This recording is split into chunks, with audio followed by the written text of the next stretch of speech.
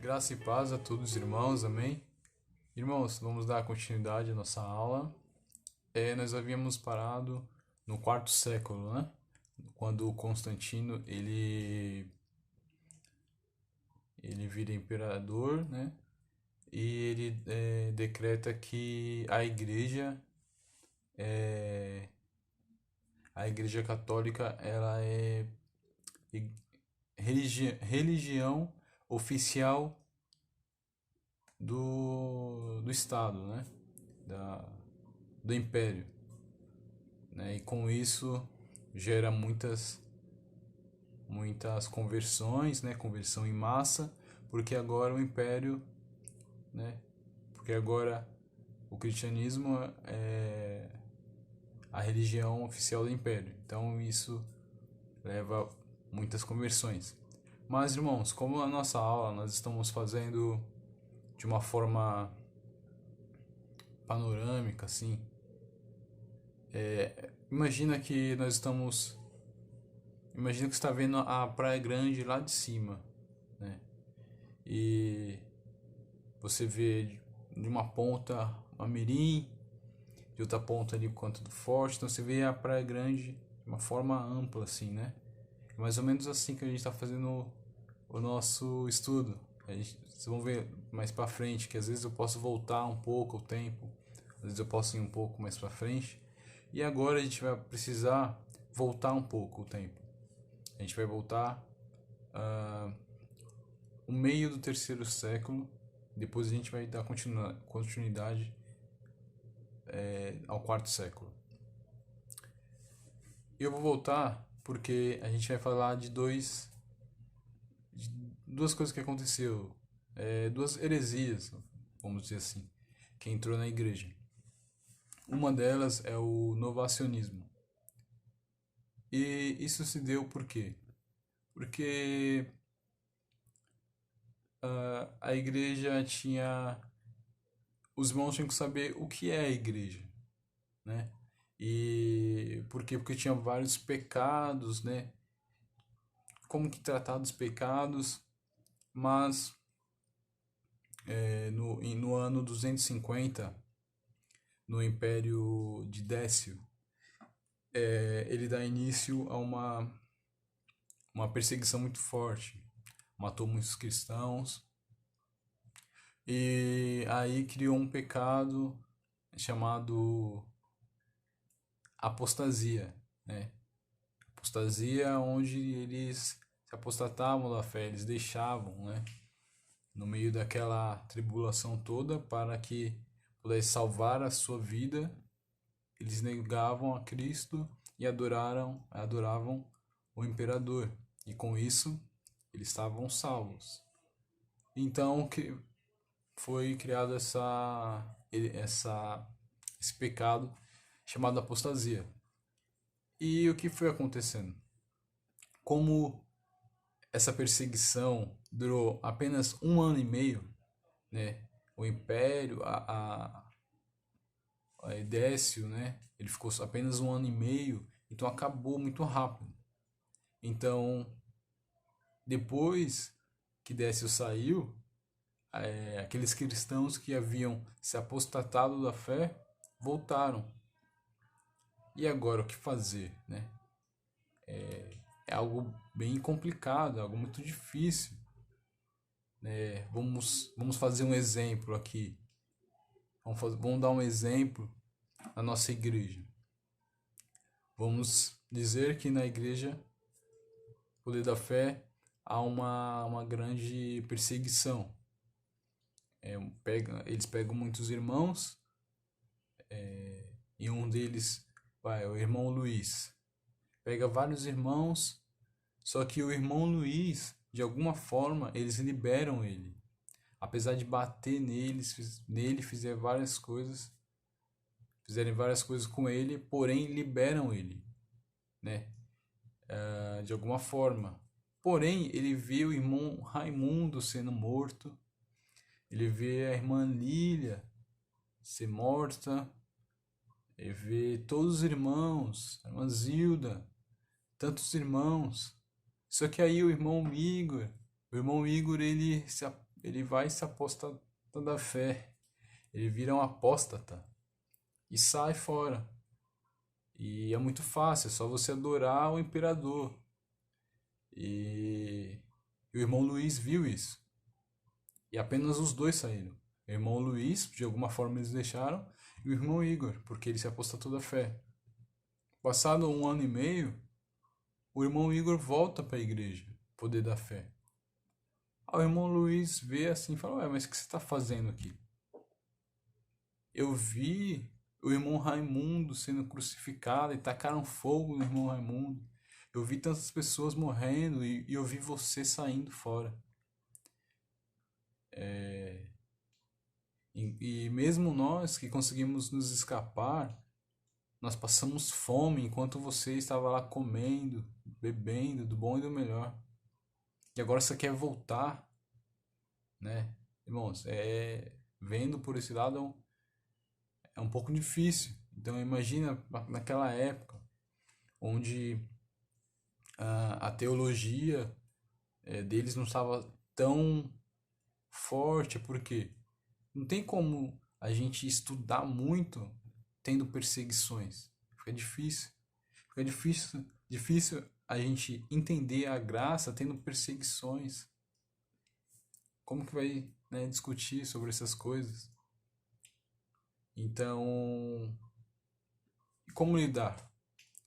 Na igreja lá tinha um homem chamado Novaciano. Novaciano fala: não. Ele diz não. Ele fala que esses daí não pode, a gente não pode aceitar. E, e vira uma igreja separada, né? O novacionismo, vira uma igreja separada das outras. Mas é aí onde entra um dos pais da fé, Cipriano, que inclusive, irmãos, eu dei uma data errada. A irmã Zilda viu lá, eu falei do ano 2000 ao ano 2058, né? Ou 48. Mas não, é do ano 200 ao ano 248 ou 58. Tem que ver. Mas não é 2000, né? Senão é um pai da igreja do futuro aí. Tá? Eu falei errado lá no vídeo dos pais da igreja. Bem? Mas esse pai da igreja, Cipriano, ele então surge e ele diz: não, nós podemos aceitar ele de volta, porém com disciplina. Ele vai ter que. Ele não vai poder tomar Santa Ceia, ou vai ficar longe de algumas coisas da igreja, né? Na onde, irmãos, futuramente isso dá a ideia de penitência, né? Mais para frente na igreja, é onde vai vir as penitências. Na onde dá a ideia de confessionário, né? Onde você vai lá, confessa os pecados e depois você tem que rezar não sei quantas Ave Maria, quantos Pai Nosso, e aí você está perdoado, né? É onde vem essa ideia. Aí Cipriano, ele fala: não, aos cristãos que voltaram, tem que ir sobre essa disciplina. Porém, se for bispo, presbítero ou diácono, já era. Não tem ideia, porque para Cipriano, essas pessoas estão lá na frente, tem que ser um cristão de alto nível e não pode acontecer isso. E voltando naquela ideia, irmãos, daqueles aquelas pessoas, né, onde eu dei um exemplo do irmão Luiz, onde liberam eles, né? O Luiz, ele vira um homem chamado confessor, né? Os confessores. As pessoas tinham eles como alguém superior, assim, né? Tanto que antes de Cipriano falar isso, e antes de Novaciano falar o que ele, né, que não aceitava, esses confessores, no exemplo, Luís virava um confessor, onde as pessoas que voltavam iam até eles, né? Se eles aceitassem, tudo bem, se não, Não, né? Virar os confessores. Aí, em 303, já no começo do quarto século, Diocleciano é o imperador. E ele começa também uma outra perseguição, né? Onde acontece a mesma coisa. Então surge um homem chamado Donato, e onde surge o donatismo, onde tem a mesma ideia de não aceitar essas pessoas. E mas porém, Diocleciano, ele viu, né, até uma famosa frase de Tertuliano, né, que a semente dos mártires, não, que o sangue dos mártires é a semente dos cristãos, né? Então, Diocleciano, ele percebeu isso. E quanto mais cristãos morriam, mais nasciam, mais pessoas se convertiam. Então, qual a intenção dele? Os cristãos se apostatar da fé. Porque quanto mais apostasia, as pessoas vinham aqui e falavam, não, realmente não presta. E para fazer isso, ele também percebeu que os livros eram coisas muito importantes. Então ele ia lá, além de tentar fazer tudo para os cristãos se apostatar da fé, torturavam eles e também iam lá e tentava pegar os livros. Ele forçava eles a dar os livros. Então alguns cristãos deram os livros. E por eles darem os livros, eles foram chamados de traditores. Que traditores é dar, entregar. Daí surge a palavra traidor, né? Traditors, né? Que é traidor. Judas foi um traidor, por quê? Porque ele entregou Jesus, né?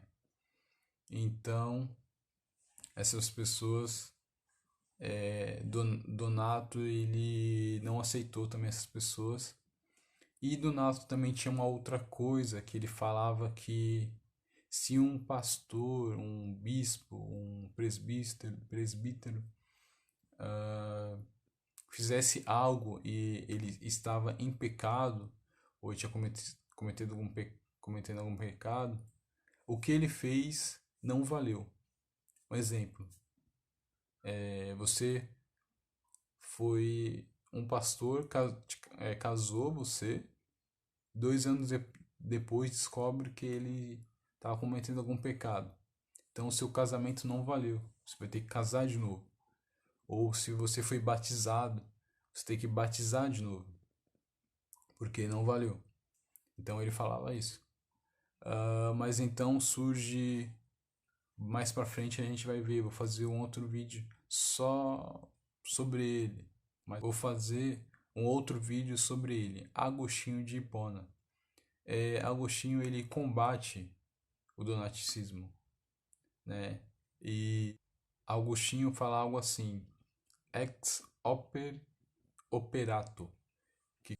Isso significa que o que ele fez foi feito não por ele, mas é válido por si só, por aquilo que ele fez. Se ele batizou alguém, o que é válido é o batismo, não a pessoa. Por mais que quem fez tem que ser um cristão, né? Não pode ser qualquer pessoa, mas é válido por pela coisa mesmo que ele fez, porque é algo de Deus, né? Algo bíblico, então é válido por si só. É o que Agostinho defendeu e ele, porém, não acaba aqui o donatismo.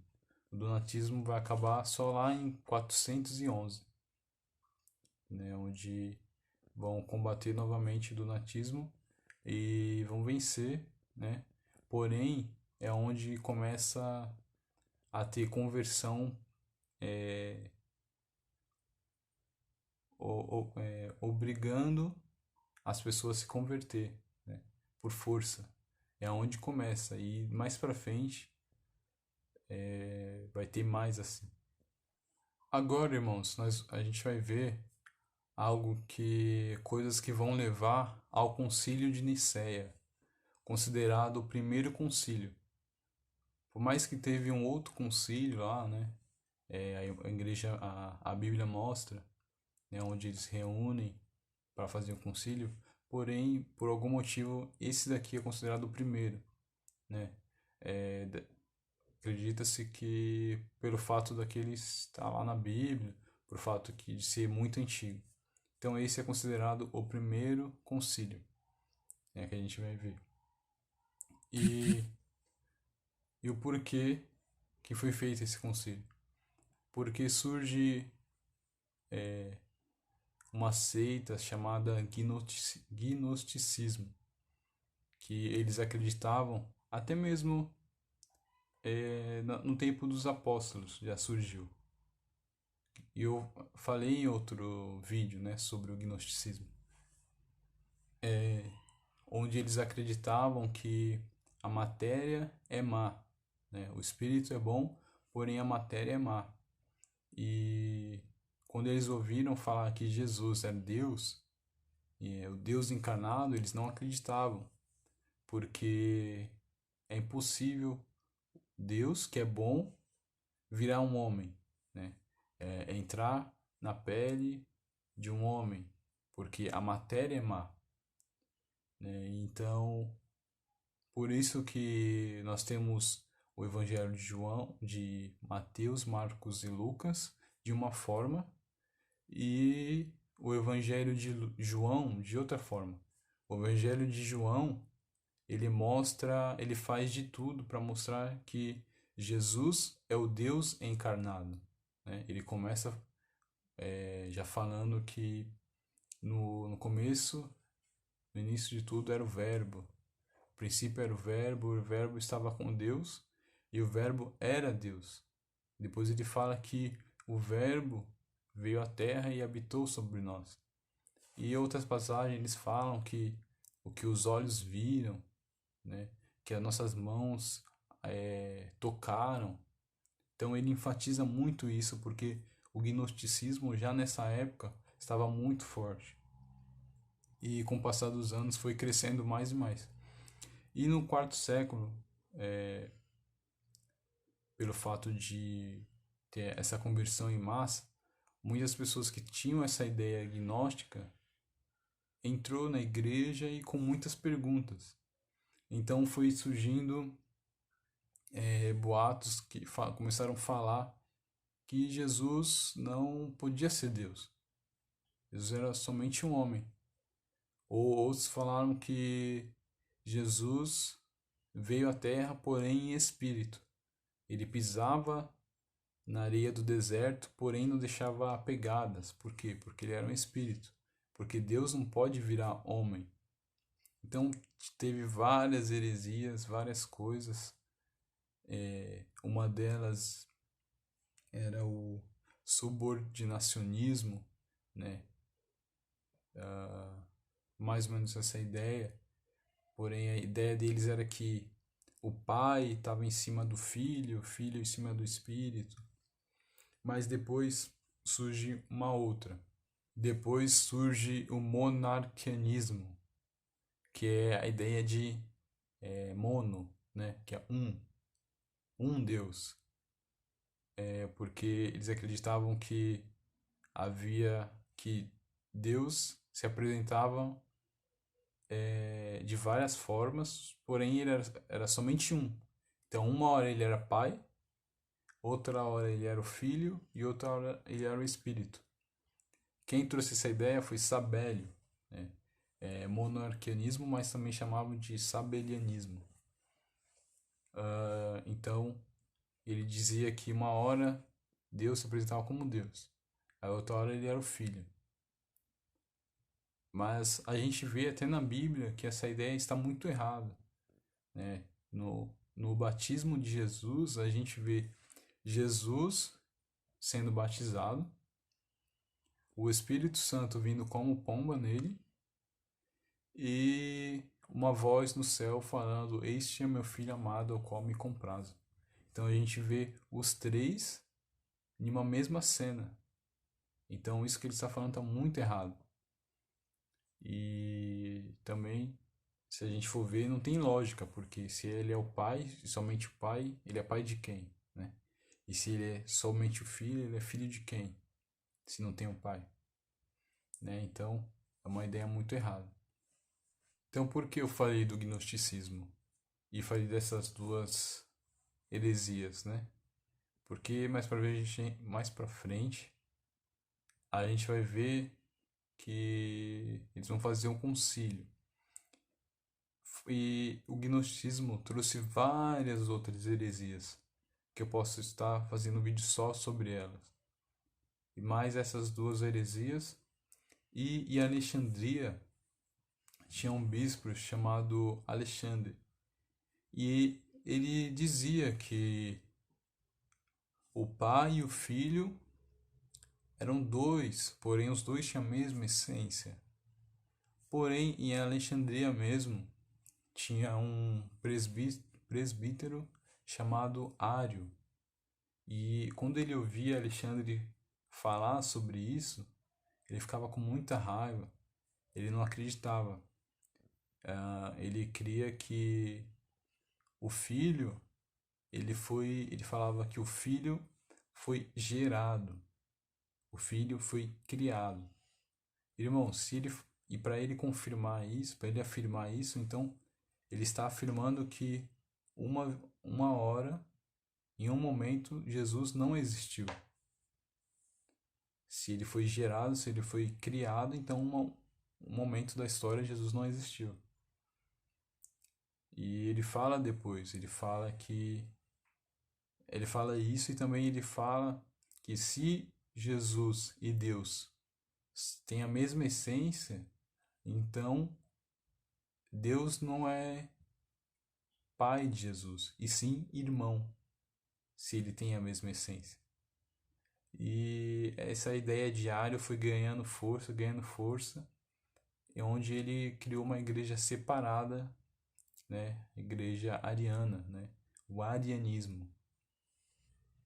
Então, depois de tantas confusões,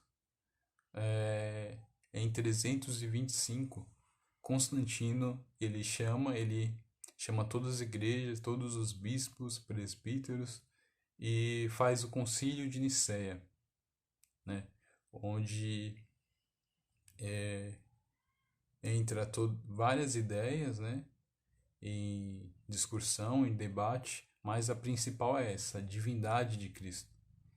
Então, no Concílio de Nicéia é decretado, né, que Jesus é da mesma substância de Deus, e ele veio sim à Terra como homem e veio 100% Deus.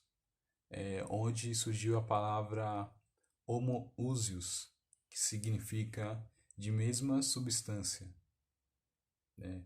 E eles fazem então um decreto, né? Aliás, eles faz o credo, né? O que é credo? É afirmação de fé. Então, a afirmação de fé no Concílio de Nicéia é gerado, não criado, consubstancial ao Pai, né? Dizendo a respeito de Jesus. Porém, irmãos, mesmo tendo essa afirmação no Concílio de Nicéia, quando todo mundo saiu de lá e tal, veio alguns discípulos de Ário no ouvido de Constantino e falavam, oh, não é bem assim, né? Então Constantino ele volta atrás. Por mais que decretou no Concílio de Nicéia, Constantino decide permanecer com a ideia de que Jesus não veio como 100% Deus, né? Aquela ideia de Ário. Mas mais para frente a gente vai ver que vão combater novamente o arianismo.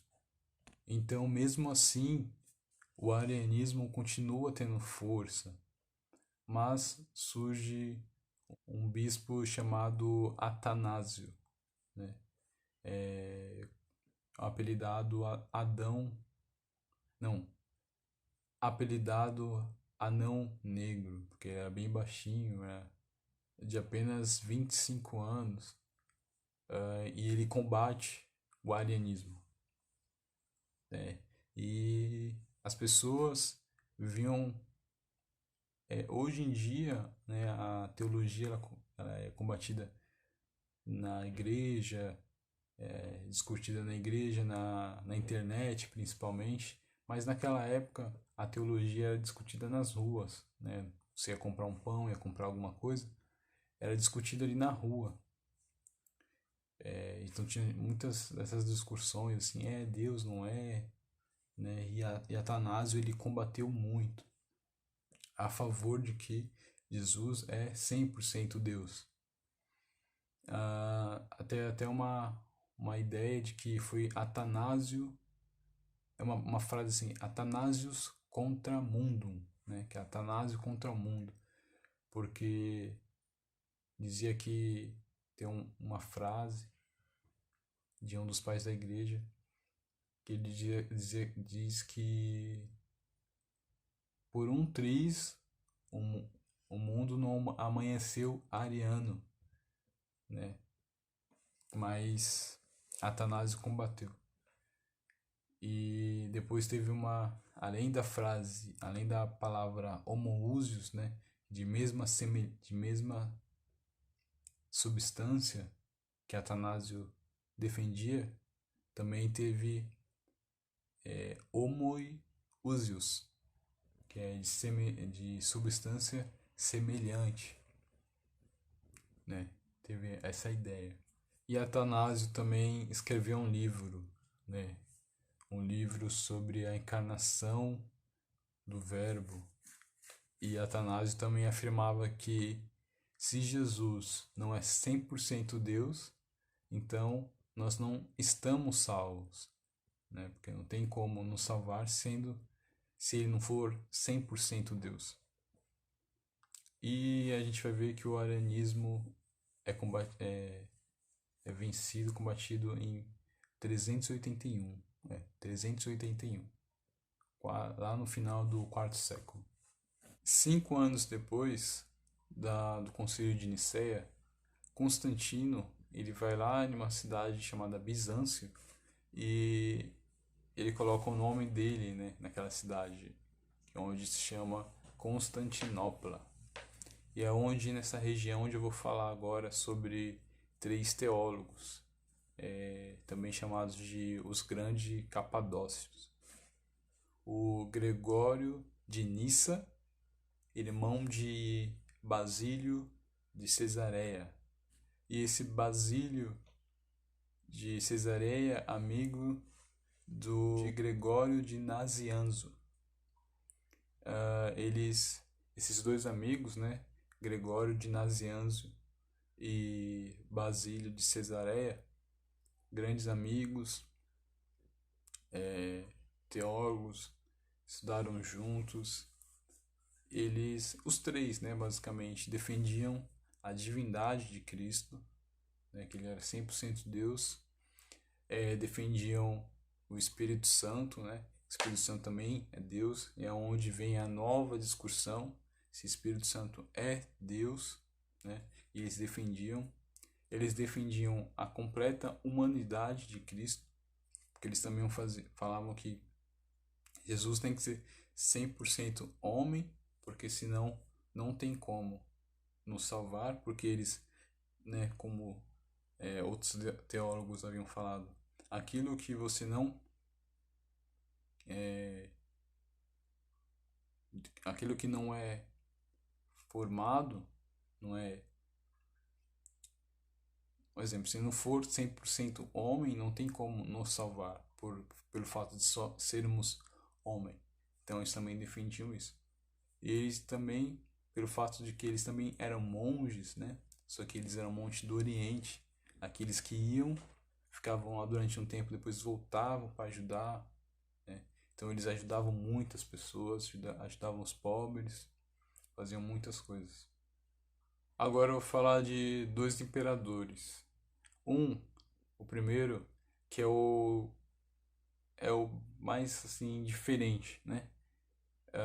É chamado Juliano o Apóstata, porque depois de Constantino, todos os imperadores foram a favor do cristianismo. Porém, esse Juliano, não, ele tanto que é Juliano o Apóstata, porque ele começou cristão, porém ele apostatou da fé. Porém, foi muito rápido, né? Ele foi somente de 361 a 363. Mas como Juliano entrou no poder? Em 337, Constantino morre e ele tinha 3 filhos. Então, qual dos 3 filhos vira imperador? Né? Os 3 viram imperadores. Porém, somente um fica, né? Constâncio. Constâncio vira imperador. Porém, em 361, Constâncio morre. Mas antes disso, para que eles entrassem, houve muitas guerras, muita briga. Até mesmo quando Constantino estava vivo, tinha muita briga, né, para entrar no poder, briga entre família até mesmo. Mas os 3 ficam, e nessa época também teve brigas, guerras, mas Constâncio continua. Constâncio fica, e em 361 Constâncio morre. E quem fica? Fica Juliano, que é primo de Constâncio. Né? E nessa guerra, nessa luta que teve entre família, a família de Constantino mata a família de Juliano. Os próprios tios, né, de Constâncio. Então, Juliano fica no poder, porém Juliano sabia disso.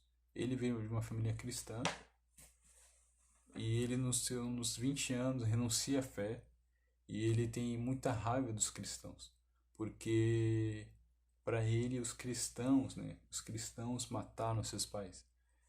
Mas a gente sabe que tinha muitos cristãos nominais, né? Cristãos só por nome, principalmente da parte dos imperadores, que provavelmente foram os que mataram a família de Juliano.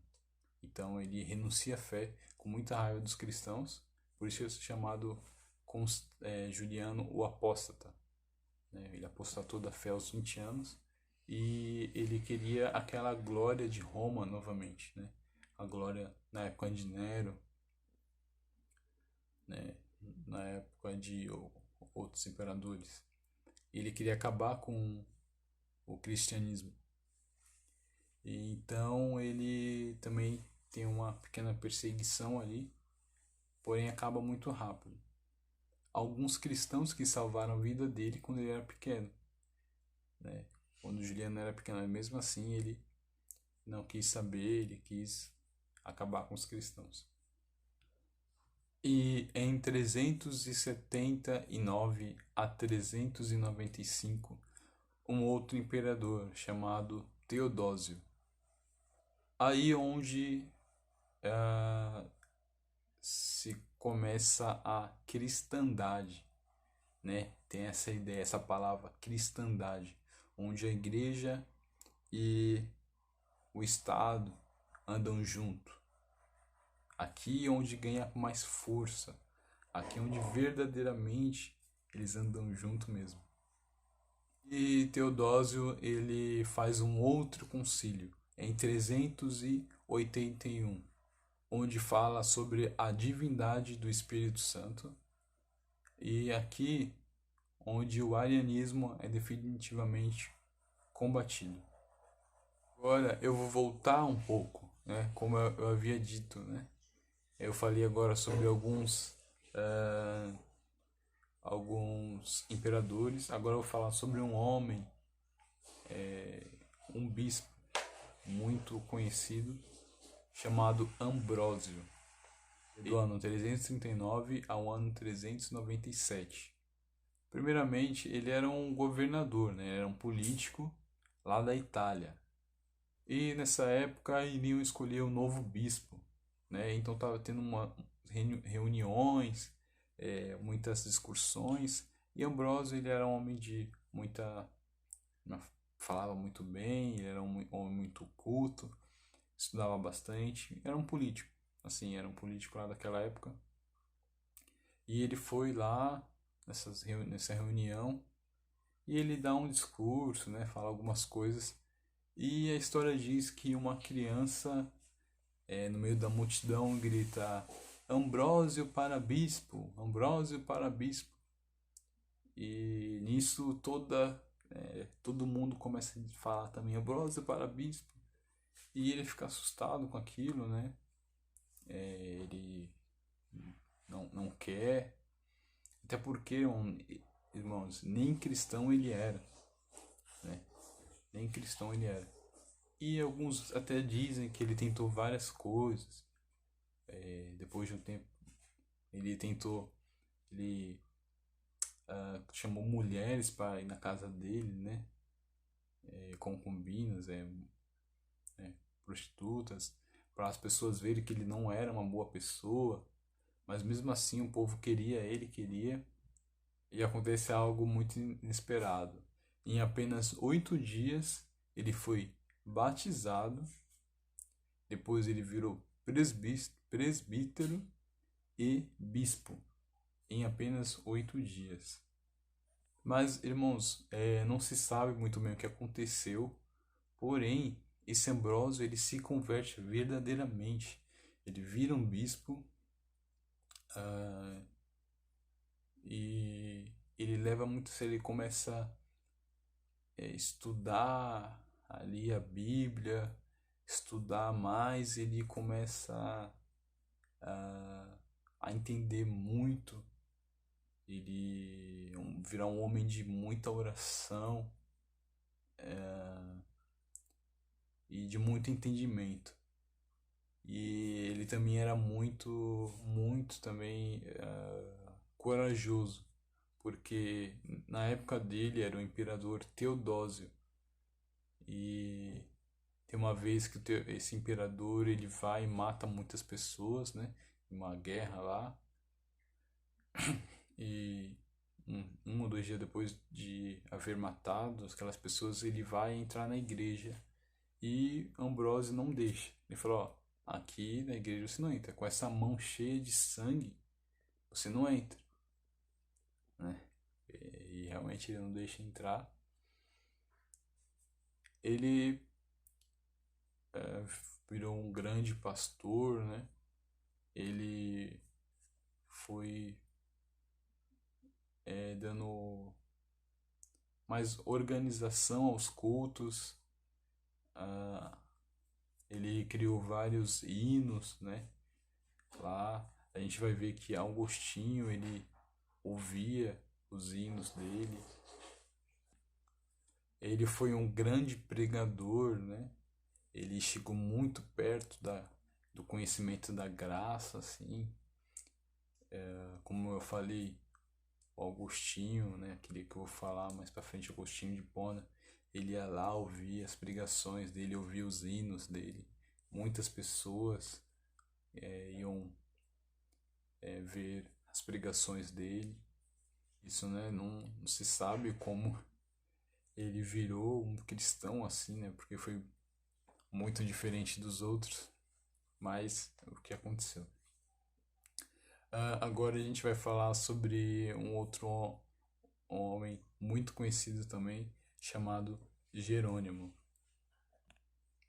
Jerônimo foi de 347 a 420. Foi um teólogo acadêmico, de um temperamento muito forte. As pessoas não iam muito com a cara dele, né? Ele não ia muito com a cara das pessoas.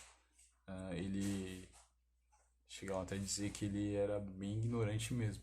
Se a pessoa não tinha um intelecto um pouco baixo, assim, ele já tratava, ele era grosso com a pessoa, né? Entre outras coisas. Jerônimo é o que escreve a famosa Vulgata Latina. Ele fez isso aos 22 anos. ele, a princípio, ele fez em uma boa intenção, né? Ele traduziu para o latim para muitas pessoas, né? Começar a ler também, que é né, a língua deles, né? Ele fez de uma boa intenção, mas depois a gente vai ver futuramente que até um tempo atrás a Igreja Católica usava ainda, né, a Vulgata Latina. Então muitas das vezes as missas, um tempo atrás aí, falava e ninguém entendia nada. Às vezes até mesmo o padre ali que estava falando não entendia o que ele estava falando, porque era em latim, né? E por isso que na Idade Média a gente vai ver, né, que as pessoas não tinham entendimento nenhum da Bíblia, porque eles não liam a Bíblia, não entendiam. A língua não era na a Bíblia não era na língua deles, né? Mas aqui Jerônimo fez de uma boa intenção, né? E Jerônimo também escreveu muitos comentários bíblicos, né? Ele era um monge também. E é isso, né? Um resumo aqui desses homens de Deus, desses teólogos, um resumo desses imperadores. Agora eu vou falar de um outro homem, né? Um bispo chamado Crisóstomo. Na verdade, o nome dele é João. Crisóstomo, que Crisóstomo significa boca de ouro, né? Ele tinha esse apelido porque ele falava muito bem, né? Ele pregava muito bem, então apelidaram ele de, né, Boca de Ouro. De 345 a 407. Ele foi um bispo de Constantinopla. E quem ajudou muito, né, na formação dele foi a sua mãe Antusa, uma cristã também, né, que ajuda, empenhou, né, em uma grande mulher de Deus e empenhou em ensinar ele, né, as coisas desde pequeno, né, até por isso que ele vira um grande homem assim, de Deus e uma grande retórica, né, ele falava muito bem. Ele foi um grande pastor, né, ele pregava em Antioquia e em Constantinopla. Ele também é bem conhecido por ser um grande exegeta, né? Pessoa que expõe bem a Bíblia, explica bem cada detalhe, cada texto, cada frase, né? Ele é conhecido por isso também. E ele tinha frases assim como a grande ideia dele é que um pastor é aquele que ele tem que focar, ele tem que priorizar bem o seu povo, né? Suas ovelhas e a Bíblia. Tem uma frase dele que é o ofício do pastor é priorizar o povo e a pregação. Então, irmãos, até aqui, né? A próxima aula eu vou falar mais sobre Constantino e sobre outros homens de Deus, tá bem? Fique até a próxima aula e fique na paz.